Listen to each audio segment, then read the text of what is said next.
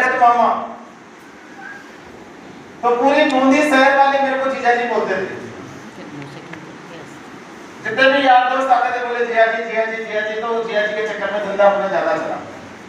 तो STD PC की दुकान चलाता था और उसी समय ये कंपनी मेरे सामने।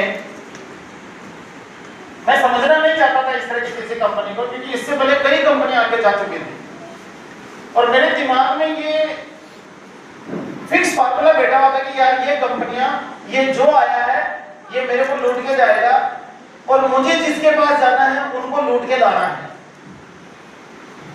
तो ये लूटने लुटाने वाली कंपनी में मेरे को जाना नहीं है। तो मैं अपनी दुकान पे बराबर काम कर रहा था,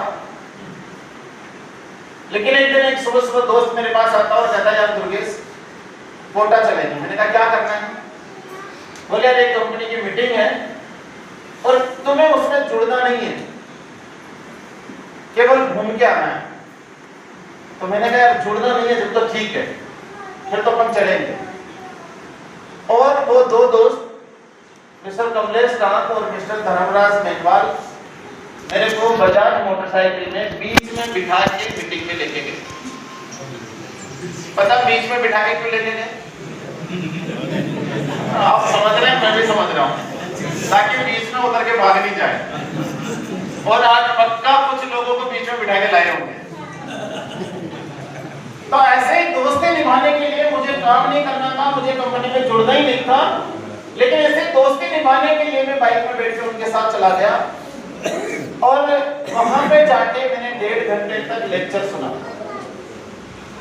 तो मुझे ज्यादा कुछ समझ में नहीं आया, कुछ छोटी छोटी बातें समझ में आई कि इस कंपनी में जाने के लिए कुछ भी नहीं है, लगाना कुछ भी नहीं है, इन्वेस्टमेंट जीरो है, ना दुकान खोलनी है, ना माल रखना है, कुछ नहीं करना।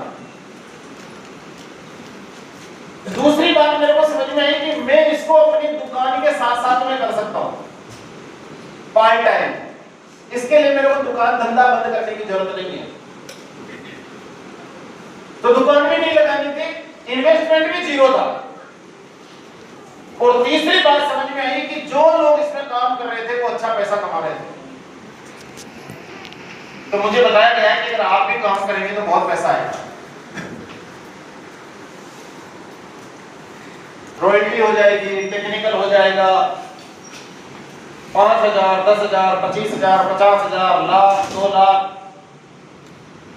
लाखों रुपए आएंगे, कार आ जाएगी, किराए के मकान की जगह बड़ा मकान बन जाएगा।